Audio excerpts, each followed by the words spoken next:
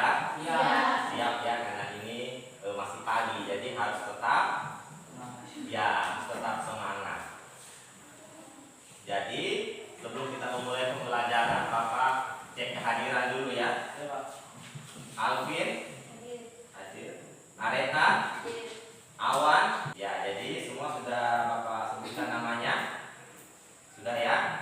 Ya, jadi sebelum kita memulai pembelajaran, marilah kita berdoa. Ayo, siapa yang bisa memimpin doa? Teman-teman yang kita belajar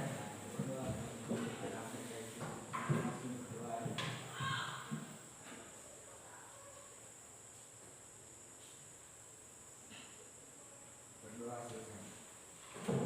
Ya, alhamdulillah kita sudah berdoa. Kemudian sekarang kita mulai pembelajaran ya. Jadi ada yang masih ingat pelajaran minggu lalu? Pelajaran sebelumnya ada yang masih ingat? Ya, tentang apa?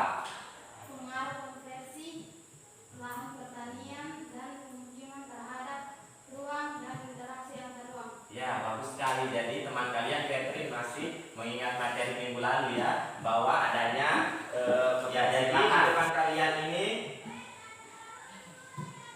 ada gambar apa yang kalian lihat? Ya, gambar roda. Jadi kira-kira apa yang kalian bisa definisikan dari gambar roda ini? Jadi roda ini berputar. Jadi mendefinisikan bahwa kehidupan manusia itu selalu berputar sebagaimana roda.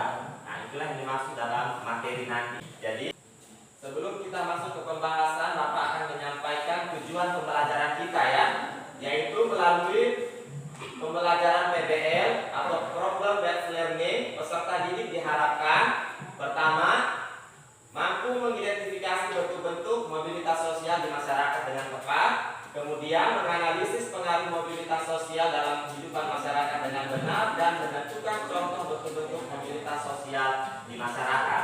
Nah, selain itu kalian juga nanti harus mampu mempresentasikan materi kalian masing-masing. Bisa dipahami ini? Bisa. Kemudian kita lanjut.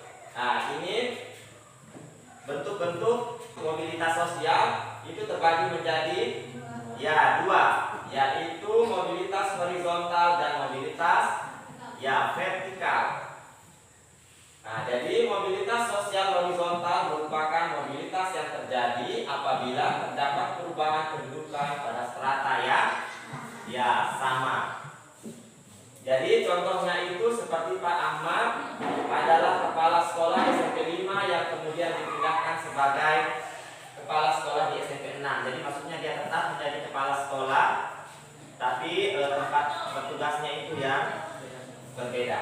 Nah, kemudian ini adalah mobilitas sosial vertikal ya, diperhatikan semua, adalah perpindahan seseorang atau kelompok dari suatu kedudukan sosial ke kedudukan sosial yang lain yang tidak sederajat. Nah, jadi mobilitas sosial vertikal ini terbagi menjadi dua, yaitu vertikal ke atas dan vertikal ke bawah. Yang vertikal ke atas itu contohnya seperti ini ya, ada Pak Ali yang merupakan seorang guru dilantik menjadi kepala sekolah itu, dia punya jabatannya naik. Nah, kemudian ada mobilitas vertikal atau ke bawah, vertikal ke bawah, yaitu contohnya Pak Darto adalah kepala sekolah yang diturunkan jabatannya menjadi guru. Ya, jadi ini ada dampak positif dan dampak negatifnya ya. Nah, ini dampak negatif akan terjadi misalnya masalah-masalah atau konflik sosial. Sementara dampak positifnya itu bisa menjadi pendorong kita untuk melakukan kemajuan di masyarakat seperti itu. Bisa dipahami ini? Bisa. Jadi kita akan bagi kelompok ya. Nah, jadi aku Evandi, Alvin, Wilan, Delviana. Nah, jadi kelompok satu di sini. Yo, yang Bapak sebutkan namanya tadi langsung kemari.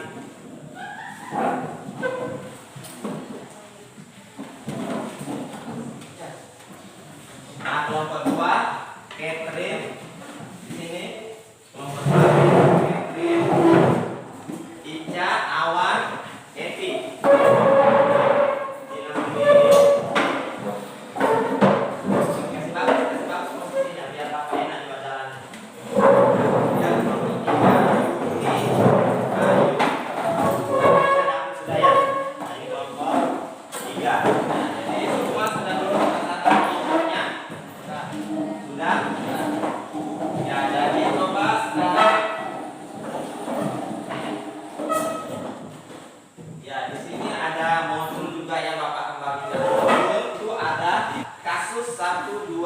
dan 3. Nah, jadi silahkan kalian pelajari kasus 1, 2, dan 3. Kemudian kalian tentukan masalah. Setelah itu kalian presentasikan nanti di depan teman-teman. Bisa dipahami ini? Bisa ya? Nah, jadi ayo sekarang bekerja, keluarkan buku catatannya, dicatat semua.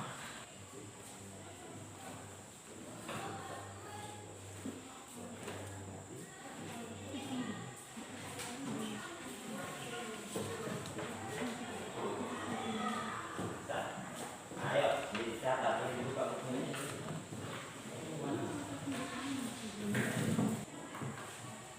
Diskusi caranya ya, karena kalian ini diskusi kelompok. Jadi semua pendapat, saran dari kalian itu harus dirangkum seperti itu.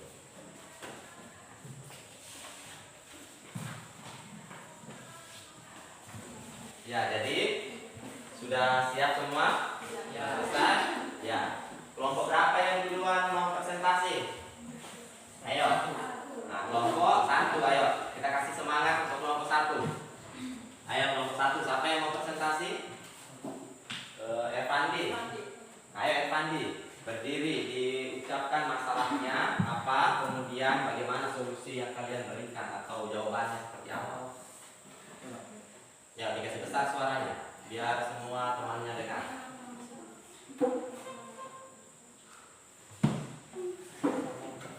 Bagaimana cara kita mempertahankan kesuksesan mobilitas sosial vertikal ke atas? Ya, tunggu dulu. Jadi pertanyaannya masalahnya yang diangkat Evandi atau kelompok 1 itu, bagaimana cara kita mempertahankan mobilitas sosial vertikal ke atas atau kesuksesan kita? Bagaimana caranya kita untuk mempertahankan? Nah, jadi bagaimana dari kelompok 1? Solusinya, jawabannya? Cara agar setiap individu yang telah mencapai kesuksesan dan agar tidak mengalami mobilitas sosial turun dapat dilakukan dengan berusaha sekuat tenaga meningkatkan apa yang dimiliki sekarang dan belajar dari masa lalu untuk mengetahui apa yang harus dilakukan dan apa seharusnya yang tidak dilakukan. Ya, jadi sudah selesai kelompok 1? Sudah. Nah, jadi kelompok 1 itu menjawab tetap berusaha untuk bekerja, belajar dari masa lalu untuk bisa menghandle masalah yang mungkin akan terjadi. Seperti jadi dia belajar dari sejarah seperti itu. Bisa dipahami? Bisa. Nah, jadi ada yang mau ditanyakan dari kelompok lain? Kelompok lain misalnya ada mau menanggapi jawaban dari kelompok 1? Nah, kelompok 2. Coba kelompok 2, berikan tanggapannya kamu. Iya, berdiri, kasih besar suaranya. Bagaimana jika sudah Bekerja keras, tapi tetap mengalami kemunduran atau mobilitas sosial turun? ya, jadi bisa dipahami ini. Jadi maksud pertanyaan dari kelompok 2 ini, kita sebagai orang yang sudah sukses sudah tetap berusaha untuk meningkatkan atau mempertahankan, tapi kita malah tetap juga terjatuh. Jadi bagaimana solusinya? Seperti itu. Bagaimana kelompok 1 bisa menjelaskan? Nah, coba siapa? Jika kita sudah bekerja keras tapi tetap mengalami mobilitas sosial turun, yang harus kita ingat adalah jangan pernah menyerah, tetap berusaha dan berdoa. Carilah hal-hal atau pekerjaan baru yang dapat merubah kehidupan kita kembali. Jika kita sudah melakukan yang terbaik namun belum memperolehnya, yang harus kita lakukan adalah bersabar dan berdoa. Untuk sukses itu, apakah kita harus memiliki pendidikan yang tinggi? Untuk meraih kesuksesan tidak selalu ditentukan dengan pendidikan yang tinggi. Kesuksesan juga dapat diraih oleh orang yang memiliki pendidikan yang rendah, asal kita mau berusaha untuk maju. Walau demikian, pendidikan tetap sangat penting. Kita mengetahui banyak hal melalui pendidikan di sekolah. Nah, jadi sekarang kelompok berapa lagi yang belum tampil?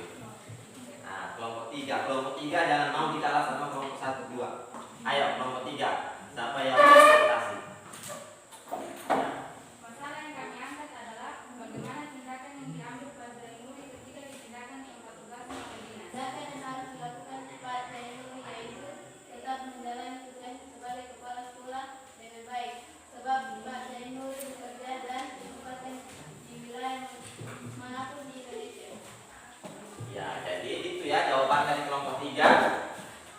ketika seorang PNS atau pegawai negeri dipindahkan di wilayah Indonesia atau wilayah lain dimanapun itu,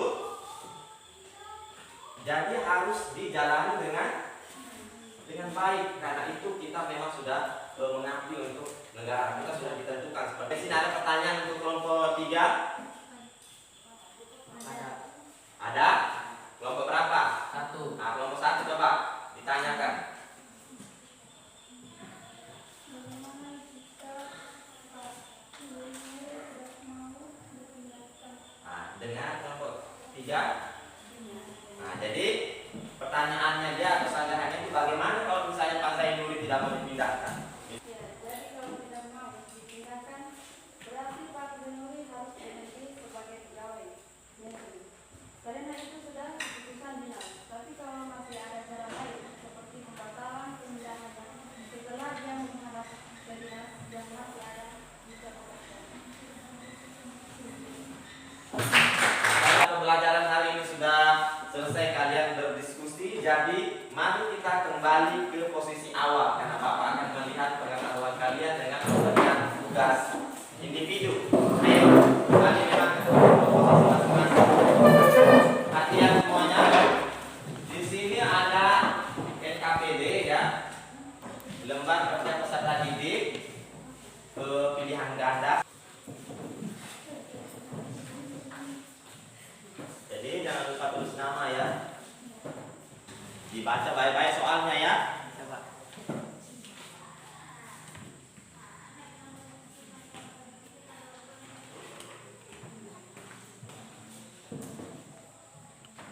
Jadi sudah selesai semua? Sudah. Nilainya Areta? Ya, 90 berarti 9 benar. Yang periksa Awan? Nilainya Awan berapa? Ya, 9 nilai yang tadi Bapak sudah umumkan ya. Ya. Dari pertemuan kita hari ini ada yang bisa memberikan kesimpulan? Coba Evandi. Mobilitas sosial terbagi menjadi 2 bagian, yaitu mobilitas vertikal dan mobilitas horizontal. Ya, mobilitas vertikal dan mobilitas horizontal. Masih ada yang bisa memberikan kesimpulan lain? Nah, apa?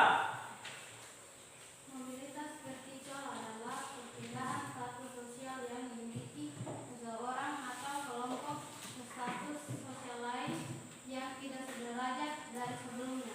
Ya, jadi itu ya kesimpulannya, bahwa diingat mobilitas sosial itu terbagi menjadi 2, yaitu vertikal dan horizontal. Bapak ingatkan untuk pertemuan berikutnya silahkan kalian pelajari faktor-faktor pendorong dan penghambat mobilitas sosial. Kemudian Bapak berpesan ke kalian untuk tetap semangat belajar ya, jangan mudah menyerah, jangan bosan, jangan mudah capek. Walaupun rumah kalian jauh, harus tetap rajin ke sekolah, rajin belajar. Bisa dipahami ini? Bisa. Ya, Wassalamualaikum warahmatullahi wabarakatuh dan selamat